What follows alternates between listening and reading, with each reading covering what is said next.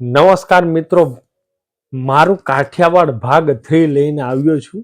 2 ભાગ જોયા હોય ને તો ત્રીજો જોવાનો ચૂકતા નહીં મારા વાલા, કેમ કે જે મજા એમાં આવી છે ને એનાથી ડબલ મજા આ શબ્દોમાં છે. જેમ કાળજામાંથી લખેલા કવિના શબ્દ આપની સામે રજૂ કરવા છે. ગમે તો હૃદયમાં ઉતારજો તો આનો આનંદ છે. હો સાહેબ, આજે પણ ગંગા સતીના 52 નક્ષત્ર જેવા ભજનો આપણા કાળજામાં જીવે છે હજી. હો દોસ્ત, કરશન ગાવરી, ચિતેશ્વર પુજારા અને રવિન્દ્ર જાડેજામાં કાંડામાં ઘૂમે છે આપણું કાઠિયાવાડ, અને જલારામે કાઠિયાવાડને ટુકડો ખવડાવ્યો. જો મારા વાલા, સત્તાધારના રામજી બાપુએ કાઠિયાવાડને ભોળ પણ શીખવાડ્યું છે, અને સંત દેવીદાસ અને અમરબાએ કાઠિયાવાડને સેવા શીખવાડી છે.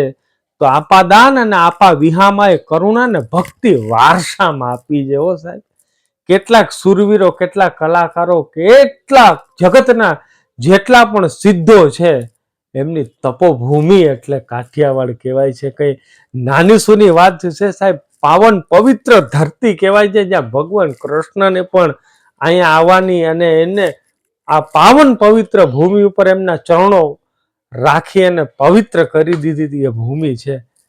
જય હિન્દ, જય ભારત.